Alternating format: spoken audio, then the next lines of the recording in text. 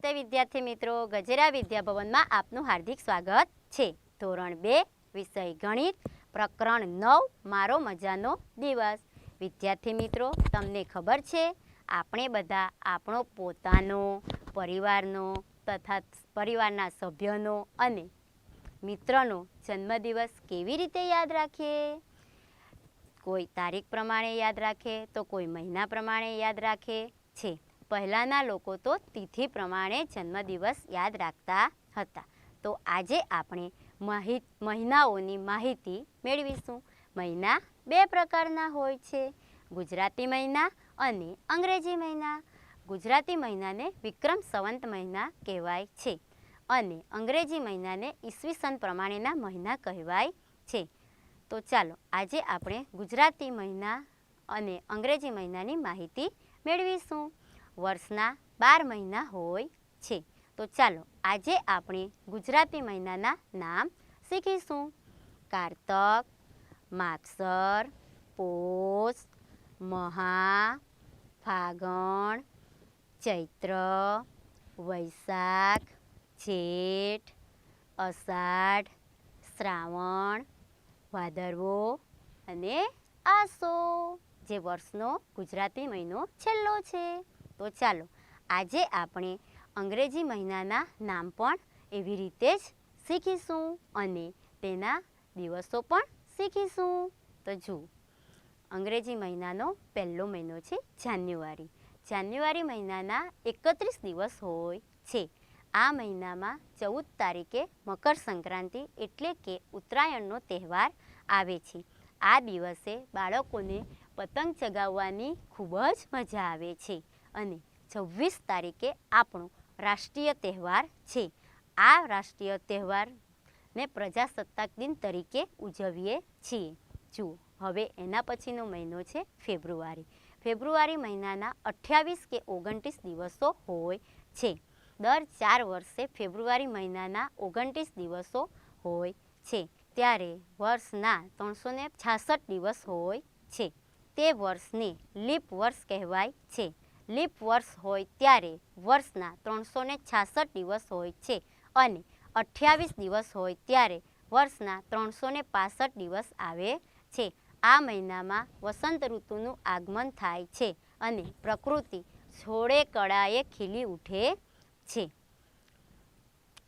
અને વાતાવરણ ખુશનુમા હોય છે। ચાલો હવે પછીનો મહિનો આવે છે માર્ચ મહિનો। માર્ચ મહિનાના 31 દિવસો હોય છે। માર્ચ મહિનો એ રંગોનો તહેવાર છે। વિદ્યાર્થી મિત્રો, તમને બધાને ખબર છે આ મહિનામાં કયો તહેવાર આવે છે? હા, ખૂબ જ સરસ, હોળી અને ધૂળેટી। હોળીના દિવસે આપણે હોળી માતાની પૂજા કરીએ છીએ અને ધૂળેટીના દિવસે આપણે એકબીજાને રંગોથી રંગી દઈએ છીએ। હવે આવે છે એપ્રિલ મહિનો। એપ્રિલ મહિનાના 30 દિવસ હોય છે। વિદ્યાર્થી મિત્રો, એપ્રિલ મહિનામાં બજારમાં કયું ફળ વધારે આવે છે? હા, ખૂબ જ સરસ, કેરી।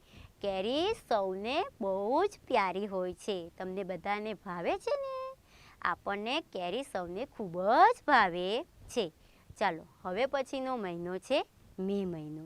મે મહિનાના 31 દિવસ હોય છે। આ મહિનામાં વિદ્યાર્થીઓનો પ્રિય મહિનો હોય છે। કેમ, તમને બધાને ખબર છે? હા, આ મહિનામાં વેકેશન આવે છે। મે મહિનામાં ખૂબ જ ગરમી હોવાથી શાળામાં વેકેશન રહે છે। ચાલો હવે પછીનો મહિનો છે જૂન મહિનો। જૂન મહિનામાં 30 દિવસ હોય છે। જૂન મહિનામાં શાળાનું નવું શૈક્ષણિક સત્ર શરૂ થાય છે। વિદ્યાર્થીઓને શાળામાં આવવાની ખૂબ જ મજા આવે છે। ચાલો હવે પછીનો મહિનો છે જુલાઈ મહિનો। જુલાઈ મહિનાના 31 દિવસ હોય છે। આ મહિનામાં ચોમાસા ઋતુની શરૂઆત થાય છે। હવે પછીનો મહિનો છે ઓગસ્ટ। ઓગસ્ટ મહિનાના 31 દિવસ હોય છે। આ મહિનામાં કયો રાષ્ટ્રીય તહેવાર આવે છે? 15મી ઓગસ્ટ। ત્યારે 15મી ઓગસ્ટના દિવસે આપણે રાષ્ટ્રધ્વજ ફરકાવીએ છીએ અને 15મી ઓગસ્ટને સ્વાતંત્ર્ય દિન તરીકે પણ ઓળખીએ છીએ. તો ચાલો હવે પછીનો મહિનો છે એ સપ્ટેમ્બર મહિનો છે. સપ્ટેમ્બર મહિનાના 30 દિવસ હોય છે. આ મહિનામાં 5મી તારીખે ડૉક્ટર સર્વપલ્લી રાધાકૃષ્ણનો જન્મદિવસ છે. તે દિવસે શિક્ષક દિન ઉજવવામાં આવે છે અને વિદ્યાર્થીઓ શિક્ષક બનીને બાળકોને ભણાવે છે અને શિક્ષક બનેલા વિદ્યાર્થીઓ બાળકોને ખૂબ જ ઉત્સાહી હોય છે. હવે પછીનો મહિનો છે ઓક્ટોબર. ઓક્ટોબરના 31 દિવસ હોય છે. આ મહિનામાં 2 ઓક્ટોબર એટલે ગાંધી જયંતિ. ગાંધી જયંતિનો રાષ્ટ્રીય પર્વ આવે છે. ગાંધીજી આપણા દેશના રાષ્ટ્રપિતા છે. હવે પછી આવે છે નવેમ્બર મહિનો.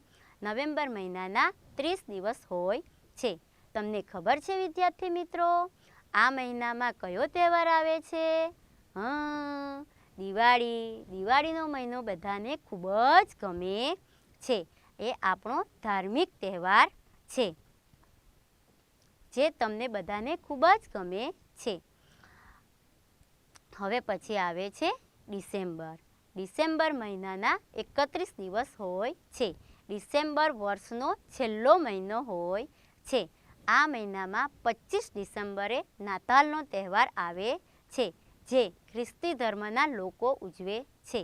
તો ચાલો વિદ્યાર્થી મિત્રો, તો આજે આપણે વર્ષના 12 મહિના શીખ્યા અને દિવસો, તેના તહેવારો વિશે પણ સમજૂતી મેળવી. તમને બધાને મજા આવીને? Thank you.